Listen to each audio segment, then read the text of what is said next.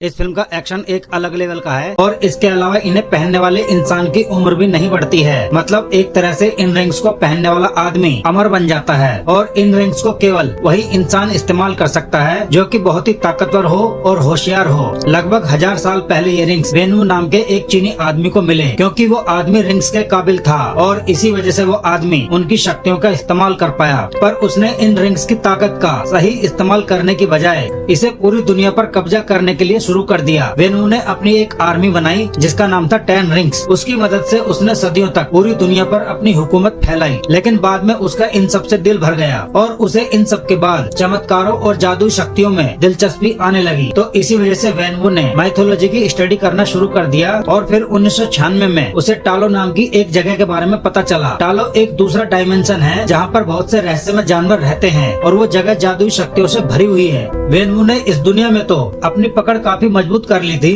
और इसके बाद वो टालो पर भी अपना कब्जा करना चाहता था। तो इसी वजह से वेनवू ने उस जगह पर रिसर्च करना शुरू कर दिया और फिर एक दिन वो अपने साथियों के साथ टालो जाने के लिए निकल पड़ता है। टालो का रास्ता एक जादुई जंगल के उस पार था, तो इस वजह से कोई भी आम इंसान उस जंगल को पार नहीं कर सकता था क्योंकि वो एक जिंदा जंगल था जो कि एक भूल भुलैया की तरह था और जो कोई भी इंसान टालो की तरफ बढ़ने की कोशिश करता था वो जंगल उसे वहीं पर मार डालता था। और जब वेनवू अपने साथियों के साथ उस जंगल में गया तब उस जंगल ने उनकी गाड़ियों पर हमला कर दिया जिससे उसके सभी साथी वहीं पर मारे गए। लेकिन वो अपने रिंग्स की वजह से वेनवू वहाँ पर बच गया और फिर वो किसी तरह से उस जंगल को पार करता हुआ टालो के प्रवेश द्वार तक पहुँच जाता है और यहाँ पर उसे यिंगली नाम की एक औरत मिलती है जो कि टालो की गार्जियन थी। और जब वेनवू टालो में घुसने की कोशिश करता है तो यहाँ पर यिंगली उससे लड़ना शुरू कर देती है। वेनवू अपने रिंग से उस पर हमला करता है लेकिन फिर भी वेनवू यिंगली को नहीं हरा पाता क्योंकि टालो में रहने वाले सभी लोगों के पास जादुई शक्तियाँ होती थी और यिंगली तो एक बहुत ही ताकतवर योद्धा भी थी। यिंगली ने अपनी शक्तियों से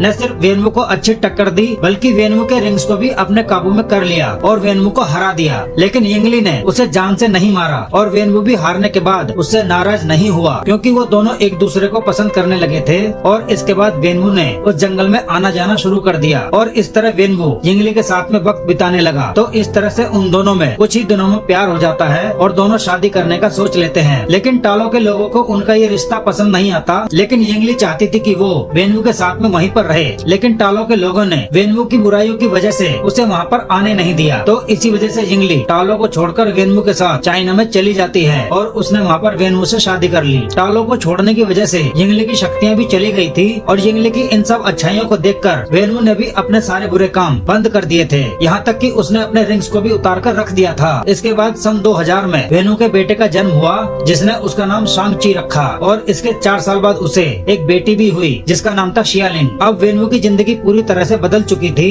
क्योंकि वो एक अच्छा इंसान बन गया था और वो अपने परिवार के साथ में बहुत ही खुश था। दूसरी ओर दुनिया में ये खबर फैल चुकी थी कि वेनवू ने अपने रिंग्स को उतार दिया है और अब उसके पास कोई सेना भी नहीं है। तो वेनवू की इस बात से वेनवू के दुश्मन बहुत खुश होते हैं और अब उन्हें वेनवू से अपना बदला लेने का मौका मिल गया था। और इसके बाद सन 2007 में जब शांग-ची 7 साल का हुआ तब उसकी बहन 7 साल की थी और फिर एक दिन वेनवू के कुछ दुश्मन उसके घर पर चले आते हैं। लेकिन उस दिन वेनवू कहीं बाहर गया हुआ था और घर पर यिंगली और उसके दोनों बच्चे थे। आयरन गैंग के वो लोग यहाँ पर वेनवू को मारने के लिए आए थे लेकिन वो घर पर नहीं था, इसलिए वो उसकी फैमिली को मारने का सोच लेते हैं। यिंगली उन्हें समझाने की कोशिश करती है तो इस वजह से वो बच्चों को छोड़ देते हैं, लेकिन वो लोग यिंगली को मारने का फैसला कर लेते हैं और इसी वजह से यिंगली उनसे लड़ना शुरू कर देती है। हालांकि वो भी एक अच्छी फाइटर थी लेकिन अब उसके पास वो शक्तियाँ नहीं थी। अब क्योंकि यहाँ पर आयरन गैंग के बहुत सारे लोग आए हुए थे तो इसी वजह से यिंगली उनके सामने ज्यादा देर तक टिक नहीं पाती है जिसकी वजह से यिंगली यहाँ पर मारी जाती है।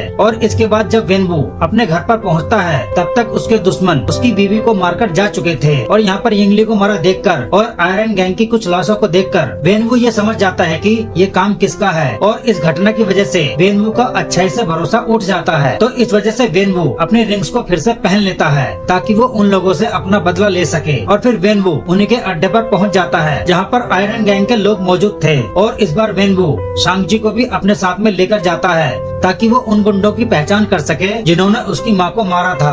और फिर वेनवू अपने रिंग्स की मदद से उन सबको मार देता है। लेकिन वहाँ पर आयरन गैंग का लीडर नहीं था, मतलब वेनवू का बदला पूरा नहीं हुआ था। तो इस वजह से वेनवू ये तय करता है कि अब वो आयरन गैंग के लीडर को अपने बेटे के हाथों से ही मरवाएगा। और उसी समय वेनवू अपनी फिर से टेन रिंग्स ऑर्गेनाइजेशन को शुरू कर देता है। लेकिन इस बार वेनवू अपने बेटे को भी कड़ी ट्रेनिंग देना शुरू कर देता है और सांची को फाइटिंग की प्रैक्टिस करता देख उसकी बहन शियालिंग को भी फाइटिंग सीखने की इच्छा होती है। लेकिन वहाँ पर लड़कियों का आना अलाउड नहीं था, तो इसी वजह से शियालिंग अकेले ही अपनी ट्रेनिंग करती है और शियालिंग इन सब चीजों को दूर से देखकर ही सीखने लग जाती है। दूसरी ओर आयरन गैंग के लीडर को ये पता चल जाता है कि वेनवू उसे मारने वाला है, तो इसी वजह से वो अपनी जान बचाने के लिए भागना शुरू कर देता है। फिर सन 2014 में सांची 14 साल का हो जाता है और अब उसकी ट्रेनिंग भी पूरी हो चुकी थी, तो इस वजह से वो बहुत ही खतरनाक फाइटर बन गया था। और अब तक यहाँ पर वेनवू ने आयरन गैंग के लीडर को ढूंढ लिया था, इसलिए वो सांची को उसे मारने के लिए भेजता है। तो इसी वजह से सांची अमेरिका में चला जाता है और वहाँ पर वो आयरन गैंग के लीडर को मार डालता है। लेकिन उसे अपना मिशन पूरा करने के बाद उसे एहसास होता है कि उसने बदले की आग में अपनी माँ के संस्कारों को ही जला डाला और इस वजह से सांची को बहुत ही पछतावा होता है। और इस वजह से सांची अपने पिता से दूर रहने का फैसला कर लेता है, क्योंकि अगर वो उनके पास में रहता तो उसे हर रोज अपने पिता के कहने पर किसी न किसी की हत्या करनी पड़ती। तो इस वजह से सांची उन्हें छोड़कर चला जाता है और इसी वजह से सांची अपना नाम और पहचान बदलकर यहीं पर रुक जाता है। और दूसरी तरफ शियालिंग अपने घर पर ट्रेनिंग कर रही थी और वो अपने भाई का इंतजार कर रही थी, क्योंकि सांची उससे कर गया था कि वो वापस आएगा।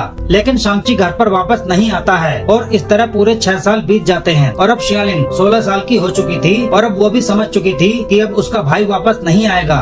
तो इसी वजह से वो भी अपने घर से भाग जाती है और फिर वो चीन के एक शहर मकाओ में चली जाती है और यहाँ पर वो खुद का एक फाइटिंग क्लब खोल लेती है। और दूसरी ओर वेनवू को इस बारे में पूरी खबर थी कि उसके बच्चे कहाँ पर और क्या कर रहे हैं। वेनवू उन दोनों को जबरदस्ती अपने घर पर वापस ला सकता था, मगर वो कुछ समय के लिए उन्हें अपनी मर्जी से जीने का मौका देता है। और इसके बाद 2014 में वेनवू के साथ में एक अजीब घटना होती है और वो ये होती है कि उसे अचानक से अपनी बीवी यानी यिंगली की आवाजें सुनाई देने लगती हैं, जो उसे बताती हैं कि वो अब भी जिंदा है और टालो के लोगों ने उसे कैद करके रखा हुआ है और वो आवाज के जरिए वेनवू को मदद के लिए पुकार रही है। और ये सब सुनकर वेनवू मान लेता है कि टालो के लोगों ने यिंगली को सजा देने के लिए उसे कैद किया होगा, क्योंकि उसने सबके खिलाफ जाकर वेनवू से शादी की थी। उन आवाजों की बातों को सच मानकर वेनवू टालो में जाकर यिंगली को यानी अपनी बीवी को आजाद करने का फैसला कर लेता है। लेकिन अपनी पूरी आर्मी के साथ जाकर भी वेनवू के लिए उस जंगल को पार करना संभव नहीं था। तो इसी वजह से वेनवू वहाँ पर जाने का आसान तरीका ढूंढने लगता है और तभी वेनवू को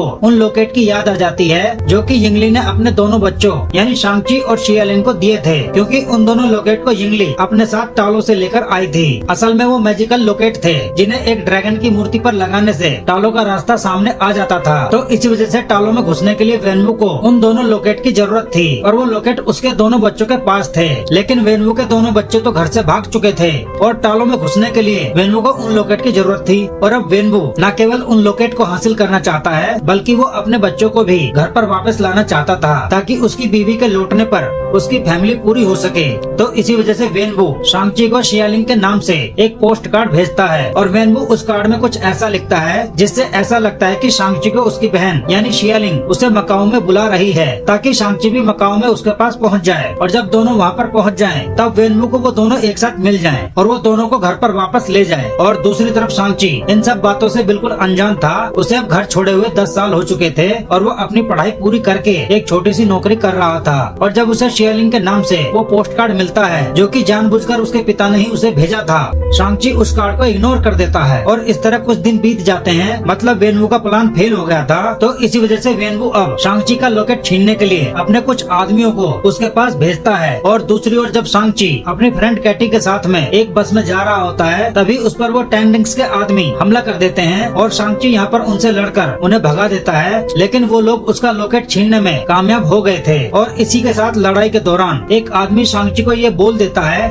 कि वो दूसरा लॉकेट पाने के लिए अब उसकी बहन के पास भी जाएंगे। तो इसी वजह से सांची मकाओ में जाने का सोच लेता है ताकि वो अपनी बहन को बचा सके, क्योंकि हो सकता है कि लॉकेट छीनने के चक्कर में कहीं उसकी बहन जान से न मारी जाए। और यही वेनवू का नया प्लान था शेंगची को मकाओ में लाने का। फिर जब सांची मकाओ जाने लगता है तो उसकी फ्रेंड कैटी भी उसके साथ में वहाँ पर आ जाती है और तब यहाँ पर शांग-ची कैटी को अपनी पूरी असलियत बता देता है। तो फिर इस तरह ये दोनों मकाओ में पहुंचकर शियालिंग के फाइट क्लब में पहुंच जाते हैं और वहाँ पर जब शांग-ची अपनी बहन शियालिंग से मिलता है तो शियालिंग पहले उस पर बहुत ही गुस्सा होती है और शांग-ची की अच्छे से कुटाई करती है क्योंकि वो उसे अकेला छोड़कर चला गया था। और फिर बाद में शांग-ची अपनी बहन से उस पोस्ट कार्ड के बारे में पूछता है जो कि असल में उसके पिता ने भेजा था और तब शांग-ची को यहाँ पर पता चलता है कि शियालिंग ने उसे कोई कार्ड नहीं भेजा और तभी उस फाइट क्लब में टेंडिंग से बहुत सारे आदमी वहाँ पर हमला कर देते हैं और फिर शांग-ची और शियालिंग यहाँ पर उनसे लड़ने की कोशिश करते हैं लेकिन वो लोग शियालिंग का भी लॉकेट छीनने में कामयाब हो जाते हैं और फिर वेनवू भी उनके सामने आ जाता है और यहाँ पर वो शांग-ची, कैटी और शियालिंग यानी तीनों को वापस से अपने घर पर ले जाता है। अब यहाँ पर वेनवू उनको बताता है कि उसे उनकी माँ यानी यिंगली की आवाजें सुनाई दे रही हैं और वो उसे मदद के लिए पुकार रही है। और फिर वेनवू यहाँ पर उन लॉकेट का इस्तेमाल करते हुए टालो का जादुई नक्शा बनाता है और बोलता है कि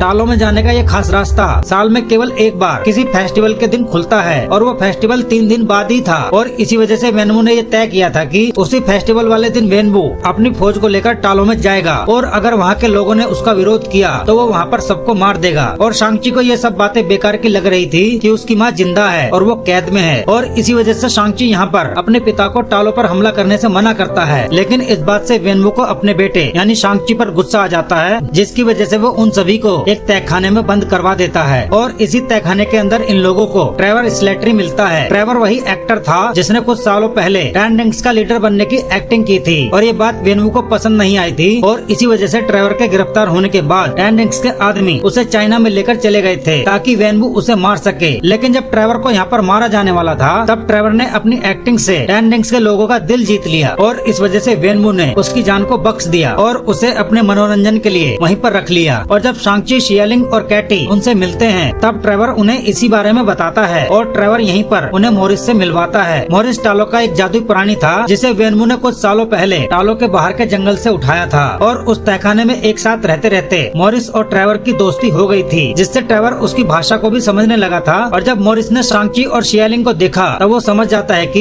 ये दोनों यिंगली के बच्चे हैं और उन्हें देखते ही उसे अपने घर की याद आ जाती है। तो अब यहाँ पर ट्रेवर बताता है कि मॉरिस टालो में जाने का एक खुफिया रास्ता जानता है और इसी दौरान शियालिंग ने उस तहखाने से भागने का रास्ता ढूंढ लिया था और इसलिए ये सब लोग यहाँ से बच के निकल के टालो में जाने का फैसला कर लेते हैं ताकि ये लोग वेनवू के वहाँ पर पहुँचने से पहले वहाँ के सभी लोगों को सावधान कर सकें। तो इस तरह से ये लोग टेंडिंग्स के लोगों से बचते बचाते हुए वहाँ से भाग जाते हैं और जादू जंगल के बाहर पहुँच जाते हैं। और अब मॉरिस यहाँ पर इन्हें भूल भुलैया से निकलने का रास्ता बताता है और वो लोग जंगल को पार करते हुए टालो के अंदर पहुँच जाते हैं और यहाँ पर इन्हें यिंगली की बहन यानी यिंगनान मिलती है जो कि अपने भांजे और भांजी का बहुत ही स्वागत करती है। और फिर शांग-ची और शियालिंग अपनी मौसी को बताते हैं कि उनके पिता को लग रहा है कि उनकी माँ टालो में कैद है और इसलिए वो यहाँ पर आने वाले हैं। और फिर यिंगनान उन्हें इस बात के पीछे का राज बताती है जिसमें टालो का पूरा इतिहास शामिल था। हजारों साल पहले जब टालो के लोग शांति से जी रहे थे तभी अचानक से उनकी दुनिया में दूसरे डायमेंशन का पोर्टल खुल गया जिसमें से बाहर निकलती है एक राक्षस की फौज और उस मॉन्स्टर का नाम था ड्वेलर इन डार्कनेस। और ड्वेलर अपने साथियों के साथ किसी दूसरे की आत्मा को चुरा के अपना पेट भरते थे। उन्होंने टालो में घुसकर काफी तबाही मचाई और कई लोगों को मार दिया और फिर वो टालो से निकल के पृथ्वी की तरफ जा रहे थे। लेकिन तभी टालो की नदी में से एक जादुई ड्रैगन बाहर निकला जिसका नाम था द ग्रेट प्रोटेक्टर और इस प्रोटेक्टर ड्रैगन की शक्ति के आगे वो आत्मा भक्षक कमजोर पड़ने लग गए थे। और फिर टालो के लोगों ने और ग्रेट प्रोटेक्टर ने मिलकर उस ड्वेलर की पूरी फौज को वापस से उनके डायमेंशन में भेज दिया और फिर प्रोटेक्टर ड्रैगन ने अपनी खाल से वहाँ पर एक मजबूत दरवाजा बना दिया ताकि वो आत्मा भक्षक वहाँ से बाहर न निकल सके। और इसके बाद उस ड्रैगन ने यानी कि द ग्रेट प्रोटेक्टर ने टालो के सभी लोगों को अपनी थोड़ी सी शक्ति और अपनी बहुत सारी खाल दी ताकि वो लोग उससे अपने लिए हथियार बना सकें और उस डार्क गेट की रक्षा कर सकें। और तब से लेकर आज तक उस गेट की रक्षा कर रहे हैं और जंग की भी तैयारी कर रहे हैं ताकि अगर कभी भी वो राक्षस बाहर आ जाए तब वो लोग उसे हरा सकें। और इसके आगे यिंगनान बताती है कि वो ड्वेलर कभी भी इस दरवाजे को नहीं तोड़ पाएगा। तो इसी वजह से उसने बाहर निकलने के लिए दूसरों लोगों को पुकारना शुरू कर दिया। उसने सदियों से कई ताकतवर लोगों को झूठा लालच देकर उस दरवाजे को तोड़वाने की कोशिश की, लेकिन जो कोई भी उसके बहकावे में आकर टालो में गया उसे टालो के लोगों ने हरा दिया। और फिर 2024 में ड्वेलर का ध्यान वेनवू पर गया और ड्वेलर ने ये समझ लिया कि वो उन 10 रिंग्स की ताकत से आजाद हो सकता है। और इसी वजह से ड्वेलर ने यिंगली की आवाज में वेनवू को पुकारना शुरू कर दिया। अब क्योंकि वेनवू अपनी बीवी से बहुत प्यार करता था तो इसलिए वो उसकी आवाज सुनकर अपना होश खो बैठा और उसने टालो में जाकर उस दरवाजे को तोड़ने का फैसला कर लिया। और यहाँ पर यिंगनान की पूरी बात सुनकर पर शांग-ची और शियालिंग ये समझ गए कि अगर उन्होंने अपने पिता को नहीं रोका तो दुनिया में तबाही आ जाएगी, तो इसलिए उन्होंने भी जंग करने की तैयारी शुरू कर दी। और फिर यिंगनान उन दोनों को ड्रैगन की खाल का कवच और हथियार भी देती है और उन दोनों को लड़ाई करने के नए तरीके भी सिखाती है। और इसके साथ यहाँ पर कैटी भी तीर चलाना सीख लेती है। और फिर 3 दिन बाद जब उस फेस्टिवल के दिन टालो का रास्ता खुलता है, तभी वेनवू अपनी फौज के साथ यहाँ पर आ जाता है और यहाँ के लोग उसे समझाने की कोशिश करते हैं कि उस दरवाजे के पीछे उसकी बीवी नहीं है बल्कि एक राक्षस है जो कि उसे बहका रहा है, लेकिन वो किसी की नहीं सुनता। और वेनवू यहाँ पर अपने आदमियों को सबसे लड़ने के लिए बोल देता है और वेनवू खुद उस दरवाजे को तोड़ने के लिए निकल जाता है। और फिर यहाँ पर टालो के लोगों की टेन रिंग्स के लोगों के साथ में एक जबरदस्त लड़ाई होती है और दूसरी ओर शांग-ची अपने पिता को रोकने के लिए आ जाता है। और अब यहाँ पर शांग-ची के पास में एक नया कवच और हथियार भी थे, लेकिन वो अभी भी अपने पुराने तरीके से ही लड़ रहा था, तो इसलिए यहाँ पर कुछ देर तक शांग-ची अपने पिता के सामने टिक जाता है, लेकिन आखिर में वो हार जाता है। और फिर वेनवू उसे उठाकर नदी में फेंक देता है और वेनवू उस डार्क गेट के पास पहुँच जाता है और फिर वो अपने रिंग्स का इस्तेमाल करके उस गेट को तोड़ना शुरू कर देता है। वो गेट बहुत ही बड़ा और बहुत ही मजबूत था, तो इसलिए वो आसानी से नहीं टूटता, लेकिन उसमें कुछ क्रैक्स आ जाते हैं और उन क्रैक्स में से कई सारी छोटी आत्मा भक्षक बाहर निकल के आ जाते हैं। लेकिन वेनवू उनकी तरफ ध्यान नहीं देता और इस बार वेनवू अपनी पूरी ताकत से उस दरवाजे पर हमला करता है और दूसरी ओर वो आत्मा भक्षक चारों तरफ हमला कर देते हैं और कई लोगों को मार के उनकी आत्मा को उस दरवाजे के अंदर ले जाते हैं ताकि उनका जो मॉन्स्टर है उसकी ताकत और बढ़ जाए और वो मॉन्स्टर वहाँ से बाहर निकल पाए। और ये सब देखकर टेन रिंग्स के लोग अपनी लड़ाई को रोक देते हैं और इस बार ये सभी लोग इस नई मुसीबत से निपटना शुरू कर देते हैं। इन राक्षसों को केवल टालो के हथियारों से ही मारा जा सकता था, तो इसी वजह से टेन रिंग्स के लोग भी टालो के लोगों के साथ में मिलकर उनसे लड़ते हैं। और दूसरी तरफ शांग-ची उस नदी में डूबने वाला था और जैसे ही वो मरने वाला होता है, तभी वहाँ पर द ग्रेट प्रोटेक्टर यानी वो ड्रैगन वहाँ पर आकर शांग-ची को डूबने से बचा लेता है और फिर वो ड्रैगन सबके साथ मिलकर उन राक्षसों को मारना शुरू कर देता है। और यहाँ पर शांग-ची अपने पिता को रोकने के लिए चला जाता है और इस बार शांग-ची यहाँ पर अपनी मौसी के सिखाए हुए उन्हीं तरीकों से लड़ता है जैसे कि उसकी माँ लड़ा करती थी। इससे वो न सिर्फ वेनवू को अच्छी टक्कर देता है, बल्कि शांग-ची यहाँ पर अपने पिता के 5 रिंग्स को भी काबू में कर लेता है। और फिर वो दोनों यहाँ पर बाप बेटा 5-5 रिंग्स का इस्तेमाल करते हुए आपस में लड़ाई करते हैं, लेकिन आखिर में शांग-ची पूरे 10 रिंग्स को काबू में कर लेता है। और जब शांग-ची यहाँ पर अपने पिता को मारने ही वाला होता है, लेकिन शांग-ची यहाँ पर प्यार की खातिर रुक जाता है और वो उन सभी रिंग्स को अपने पिता को लौटा देता है और अपने पिता को दोबारा समझाता है कि वो उस गेट को ना तोड़े। लेकिन तब तक बहुत देर हो चुकी थी, क्योंकि अब वो गेट काफी कमजोर हो गया था और यहाँ पर ड्वेलर बहुत ही ताकतवर बन गया था, जिस वजह से वो गेट को तोड़कर बाहर निकल आता है। और तब वेनवू को अपनी गलती का एहसास होता है और फिर वो ड्वेलर शांग-ची पर हमला कर देता है, लेकिन वेनवू उसे बचा लेता है। लेकिन तभी वो राक्षस पीछे से वेनवू को पकड़ लेता है और ड्वेलर यहाँ पर वेनवू की आत्मा को निकालना शुरू कर देता है।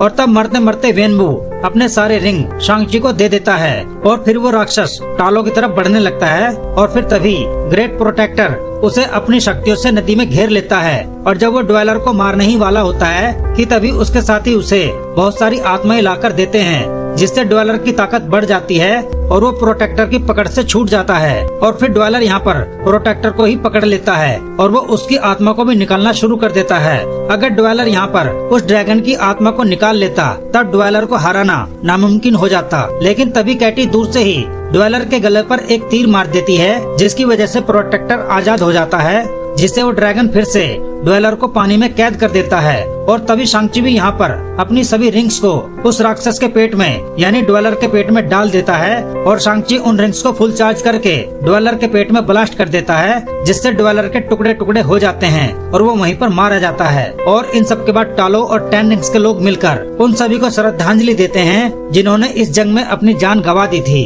और फिर शांग-ची और कैटी वापस से अमेरिका में चले जाते हैं और वो दोनों वहाँ पर एक होटल में बैठकर अपने दोस्तों को इस घटना के बारे में बता रहे थे। और तभी वहाँ पर एक जादूगर वोंग आ जाता है और यहाँ पर वोंग शांग-ची और कैटी को अपने साथ कामर ताज में लेकर चला जाता है। और यहाँ पर कैरल टर्मिनस और ब्रूस बैनर भी वीडियो कॉल पर मौजूद थे और वोंग यहाँ पर सबको बताता है कि जब शांग-ची ने पहली बार उन रिंग्स का इस्तेमाल किया तो उनसे एक अलग तरह की एनर्जी निकली जो कि उसे कामर ताज में महसूस हुई और तभी से वो रिंग्स किसी को मैसेज भेज रही हैं। और उन रिंग्स को स्कैन करने पर ब्रूस और वोंग को ये पता चलता है कि ये रिंग्स हजारों साल पुरानी हैं और उन रिंग्स के बारे में कहीं भी कोई भी जानकारी नहीं है। और अब क्योंकि वो पावरफुल रिंग्स शांग-ची के पास में थी, तो इसलिए वोंग और ब्रूस बैनर उसे अपनी सुपर हीरो टीम का हिस्सा बना लेते हैं। और मूवी के आखिर में हमें शेयलिंग दिखती है, जो कि अपने भाई को ये बोलकर गई थी कि वो 10 रिंग्स ऑर्गेनाइजेशन को बंद करने जा रही है। लेकिन अब तो वो खुद उस ऑर्गेनाइजेशन की नई लीडर बन गई थी और उसने वहाँ पर लड़कियों को भी ट्रेनिंग देना शुरू कर दिया था और वो नए तरीके से अपने पिता के काम को आगे बढ़ा रही थी। तो दोस्तों, अगले भाग का इशारा करते हुए ये फिल्म यहीं पर खत्म हो जाती है। अब मैं आपको कुछ खास फिल्मों के नाम बता देता हूँ। दोस्तों, 2024 में आई एक बेहतरीन फिल्म जिसका नाम था हनुमान। ये भी एक जबरदस्त फिल्म है। इस फिल्म में आपको एक्शन और कहानी एकदम दमदार देखने को मिलने वाली है।